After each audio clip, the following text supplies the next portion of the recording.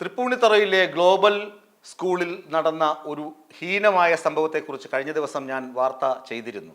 മിഹിർ അഹമ്മദ് എന്ന് പറയുന്ന ഒരു 9ാം ക്ലാസ് വിദ്യാർത്ഥിയുടെ മരണമായിരുന്നു വിഷയം. മിഹിർ അഹമ്മദിൻ്റെ അമ്മ ആ മകൻ്റെ മരണവുമായി ബന്ധപ്പെട്ട് പോരാട്ടത്തിലാണ്. മകൻ്റെ മരണത്തിന് ഉത്തരവാദികളായ ആളുകളെയൊക്കെ കയ്യാമം വച്ച് തുറുങ്കിലടയ്ക്കുന്നത് വരെ ഈ പോരാട്ടം തുടരുമെന്ന് തന്നെയാണ് അമ്മയുടെ വാശി. ആ അമ്മയുടെ വാശിക്കൊപ്പം കേരള ജനത ഒന്നാകെയുണ്ട്. SFIക്കാർ പോരാട്ടം തുടങ്ങിക്കഴിഞ്ഞു. സ്കൂളിന് മുന്നിലേക്ക് അവർ മാർച്ച് നടത്തി. അതുപോലെ തന്നെ നടൻ പൃഥ്വിരാജ്, നടിമാർ, അതുപോലെ നടി സാമന്ത, അവർക്കൊന്നും കേരളത്തിൽ ബന്ധമില്ലെങ്കിൽ പോലും, വേരുകളില്ലെങ്കിൽ പോലും അവരൊക്കെ ഈ അമ്മയുടെ പോരാട്ടത്തിന് ഐക്യദാർഢ്യം പ്രഖ്യാപിച്ച് മുന്നോട്ട് വന്നു. സംസ്ഥാന സർക്കാർ, സംസ്ഥാന വിദ്യാഭ്യാസ വകുപ്പ്, സംസ്ഥാന പോലീസ് ഒക്കെ ഉണർന്ന് പ്രവർത്തിക്കുന്നുണ്ട്. ഇതിനോടകം തന്നെ സ്കൂളിലെ വൈസ് പ്രിൻസിപ്പലിനെ സസ്പെൻഡ് ചെയ്യുകയും ചെയ്തിട്ടുണ്ട്. എങ്കിലും ഇന്ന് പുറത്തു വന്ന ഒരു വാർത്ത വായിക്കുമ്പോൾ കണ്ണ് നിറഞ്ഞു പോകും.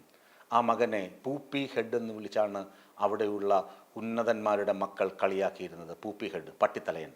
ആലോചിച്ച് നോക്കുക, ഒരമ്മ തൻ്റെ മകനെ കുറിച്ച് സഹപാഠികൾ വിളിച്ചത് പട്ടിത്തലയനെന്ന് ആണെന്ന് കേൾക്കുമ്പോൾ ആ അമ്മയുടെ നെഞ്ചുലയില്ലേ? ആ മകൻ എന്ത് ചെയ്തിട്ടാണ്? കറുത്ത നിറമായതുകൊണ്ടാണോ? പഠിക്കാൻ മോശമായതുകൊണ്ടാണോ? ആ മകനെ ഫ്ലഷ് ടോയ്ലറ്റ് സീറ്റ് നക്കിക്കുക, എന്നിട്ട് ടോയ്ലറ്റിനകത്ത് തല പൂഴ്ത്തി വെച്ച ശേഷം ഫ്ലഷ് ചെയ്യിക്കുക, ഇങ്ങനെയൊക്കെ ക്രൂരത കാണിക്കുക. ഇതിനെ റാഗിങ് എന്ന് പറഞ്ഞ് നിസാരവൽക്കരിക്കരുതെന്ന് കഴിഞ്ഞ ദിവസം ഞാൻ പറഞ്ഞിരുന്നു. എരുമമാടുകളായ കുറേ അധ്യാപകരും കുറേ ജീവനക്കാരും അവിടെയുണ്ട്. അവന്മാരുടെ അടുത്ത് ഈ അമ്മ പോയി പരാതി പറഞ്ഞു. ആ എരുമകൾ പറഞ്ഞത് എന്താണ്? ഇത് നടപടിയെടുത്താൽ സ്കൂളിന് നാണക്കേടുണ്ടാകും, അവമതിപ്പുണ്ടാകും, അതുകൊണ്ട് നടപടിയെടുക്കാൻ കഴിയുകയില്ല. ആലോചിച്ച് നോക്ക്, എന്ത് ക്രൂരതയാണ് കാണിച്ചത്. അന്ന് നടപടിയെടുത്ത് ഈ ദുഷ്ടന്മാരായ വിദ്യാർത്ഥികളെ അവിടെ നിന്ന് സ്കൂളിൽ നിന്ന് പുറത്താക്കിയാൽ എന്ത് അവമതിപ്പാണ് ആ സ്കൂളിനുണ്ടാവുക? ഈ കുട്ടി ആത്മഹത്യ ചെയ്യുമായിരുന്നു. ആ അമ്മയ്ക്ക് ഈ സങ്കടത്തിൻ്റെ കടൽ ഉള്ളിൽ അലയടിക്കുമായിരുന്നു. ആ അമ്മയുടെ മകൻ ഇന്നും അമ്മയ്ക്കൊപ്പം ഉണ്ടാകുമായിരുന്നില്ലേ? അത് ചെയ്തില്ല. അവർ ആ ക്രൂരന്മാരായ കുട്ടികളെ ഇപ്പോഴും സംരക്ഷിക്കുന്നു. അത് സംരക്ഷിച്ച എരുമമാടുകളായ അധ്യാപകർ ഇപ്പോഴും അവിടെ വിലസുന്നു. അവന്മാരെയൊക്കെ കയ്യാമം വച്ച് തുറുങ്കിലടയ്ക്കുന്നതിന് ഇപ്പോഴും ആ സ്കൂള് തടസ്സമായി നിൽക്കുന്നു. ഇങ്ങനെയൊക്കെ വാർത്ത വരുമ്പോൾ സേവ് മെഹറിൻ എന്ന് പറഞ്ഞ് ഒരു സോഷ്യൽ മീഡിയ പ്ലാറ്റ്ഫോം തുടങ്ങി, ഒരു പേജ് തുടങ്ങി. അതിന് താഴെയും അധിക്ഷേപ വർഷം. ഒരു കുട്ടി, 9ാം ക്ലാസ്സിൽ പഠിക്കുന്ന കുട്ടി എത്രമാത്രം താങ്ങും വംശീയ അധിക്ഷേപം, മോശപ്പെട്ട ഭാഷ? അവന് താങ്ങാവുന്നതിലും അപ്പുറമായിരുന്നു. പൂപ്പി ഹെഡ് എന്ന് വിളിച്ച് അപമാനിക്കുക. ആലോചിച്ച് നോക്കുക, അവൻ്റെ കൂട്ടുകാർ ചാർത്തി കൊടുത്ത പേരാണ്.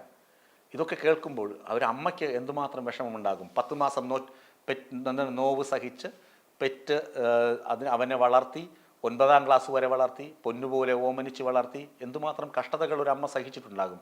ഒരു മകനെ വളർത്തി, അതും മികവുള്ള സ്കൂളിൽ ചേർത്ത്. മക്കളുള്ള ആളുകൾക്കറിയാൻ പറ്റും. ആ ഹോംവർക്കുകൾ കൂടെ ഇരുന്ന് ചെയ്യിച്ച് അവൻ്റെ ഇഷ്ടത്തിനനുസരിച്ചുള്ള ഭക്ഷണം വെച്ച് കൊടുത്ത്, അവൻ്റെ ഇഷ്ടത്തിനനുസരിച്ചുള്ള ഉടുപ്പുകൾ തുന്നിക്കൊടുത്ത്, അവൻ്റെ ഇഷ്ടത്തിനനുസരിച്ചുള്ള കളികളിലൊപ്പം കൂടി.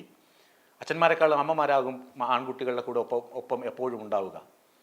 അപ്പോൾ അത്രമാത്രം അടുപ്പമുള്ള അമ്മയ്ക്ക് എന്തുമാത്രം സങ്കടമുണ്ടാകും. ഇത് കേരള ജനത ഒന്നാകെ ആ സ്കൂളിന് മുന്നിൽ പോയി മുദ്രാവാക്യം മുഴക്കേണ്ടതാണ്. കേരള ജനത ഒന്നാകെ ആ സ്കൂളിനെതിരെ തിരിയേണ്ടതാണ്. ആ സ്കൂളിൽ പഠിക്കുന്ന ഓരോ കുട്ടികളും TC വാങ്ങി മറ്റുള്ള സ്കൂളുകളിലേക്ക് പോകേണ്ടതാണ്. ആ സ്കൂൾ അടച്ച് പൂട്ടപ്പെടേണ്ട സ്കൂളാണ്. ഇങ്ങനെ ഒരു ദുഷ്ടതരം ആ സ്കൂളിൽ നടന്നപ്പോൾ അവിടെയുള്ള അധ്യാപകർ അത് കണ്ടിട്ട് കണ്ണടച്ചിരുന്നുവെങ്കിൽ ആ സ്കൂള് അവിടെ പ്രവർത്തിക്കാൻ യോഗ്യതയില്ല എന്ന് തെളിയിച്ചിരിക്കുകയാണ്. ഒരു കുട്ടിയെ അധിക്ഷേപിച്ചു, എൻ്റെ മകനെ ഇവിടെയുള്ള കുട്ടികൾ ഇങ്ങനെയൊക്കെ ചെയ്തു എന്നൊരമ്മ കണ്ണീരോടുകൂടി പോയി പരാതി പറയുമ്പോൾ ഇപ്പോൾ നടപടി എടുത്തു കഴിഞ്ഞാൽ ഈ സ്കൂളിന് അവമതിപ്പുണ്ടാകുമെന്ന് മറുപടി പറഞ്ഞിട്ടുണ്ടെങ്കിൽ ആ സ്കൂള് അവിടെ പ്രവർത്തിക്കാൻ യോഗ്യതയില്ല എന്നത് പരമാർത്ഥമാണ്. ആ സ്കൂളിൽ നിന്ന് മറ്റു കുട്ടികളുടെ രക്ഷിതാക്കൾ അവരുടെ മക്കളെ മാറ്റേണ്ടതാണ്. ആ സ്കൂളിന് പ്രവർത്തിക്കാനുള്ള യോഗ്യതയില്ല. അവിടെ പഠിപ്പിക്കുന്ന അധ്യാപകർക്ക് പഠിപ്പിക്കാനുള്ള യോഗ്യതയുമില്ല. ഏതെങ്കിലും നല്ല അധ്യാപകരുണ്ടെങ്കിൽ അവിടെ നിന്ന് ജോലി റിസൈൻ ചെയ്തു പോകുന്നതാണ് നല്ലത്. അങ്ങനെ ഒരു സംസ്കാരം ഉണ്ടാകണം. അങ്ങനെ ഒരു സംസ്കാരം കേരളത്തിൽ വളരണം. ഇത്തരം സ്കൂളുകൾ വേണ്ട, വച്ചു പൊറുപ്പിക്കരുത്. അല്ലാതെ തല്ലി തകർക്കുക എന്നല്ല പറയുന്നത്. പിള്ളേരെ മാറ്റണം. അവിടെ നിന്ന് പിള്ളേരെ മാറ്റി മറ്റു സ്കൂളുകളിൽ കൊണ്ടു ചേർക്കണം. എത്ര സർക്കാർ സ്കൂളുകളെ പോയി നോക്കൂ നിങ്ങൾ.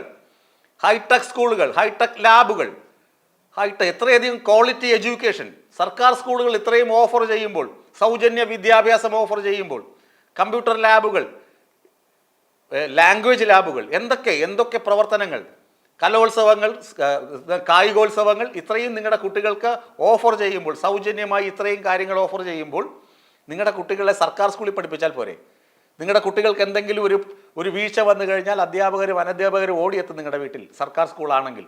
അതൊക്കെ അനുഭവിച്ച വിദ്യാർത്ഥി എന്ന നിലയിൽ എനിക്ക് അത് ഉറപ്പുണ്ട്. അവിടെ പഠിച്ച വിദ്യാർത്ഥി എന്ന, സർക്കാർ സ്കൂളിൽ പഠിച്ച വിദ്യാർത്ഥി എന്ന നിലയിൽ അതൊക്കെ ഞാൻ അനുഭവിച്ചതാണ്. സർക്കാർ സ്കൂളിലും സർക്കാർ കോളേജിലും പഠിച്ച വിദ്യാർത്ഥി എന്ന നിലയിൽ എനിക്ക് അനുഭവസ്ഥനാണ് ഞാൻ. എന്തെങ്കിലും ഒരു വീഴ്ചയുണ്ടായാൽ, ഒരു അപകടമുണ്ടായാൽ, ഒരു പരിക്കേറ്റ് കഴിഞ്ഞാൽ അധ്യാപകർ ഞങ്ങളെ എങ്ങനെയാണ് കെയർ ചെയ്യുന്നതെന്ന് ഞങ്ങൾക്കറിയാം. ഞങ്ങളുടെ രക്ഷിതാക്കളോട് എങ്ങനെയാണ് പെരുമാറുന്നതെന്ന് ഞങ്ങൾക്കറിയാം. ഞങ്ങളെ എങ്ങനെയാണ് പരിലാളിക്കുന്നത് ഞങ്ങൾക്കറിയാം. ഞങ്ങൾക്കൊരു കുറവുണ്ടായാൽ ഞങ്ങൾ എങ്ങനെയാണ് തിരുത്തുന്നതെന്ന് ഞങ്ങൾക്കറിയാം. അതുകൊണ്ടാണ് പറയുന്നത്, ഇത്തരം സ്കൂളുകൾ പ്രവർത്തിക്കാനുള്ള യോഗ്യതയില്ല. മെഹറിൻ്റെ അമ്മയുടെ കണ്ണീരിനൊപ്പം ചേർന്ന് നിന്ന് അവരുടെ പോരാട്ടത്തിൽ ഞങ്ങളും പങ്കുകാരാകുന്നു.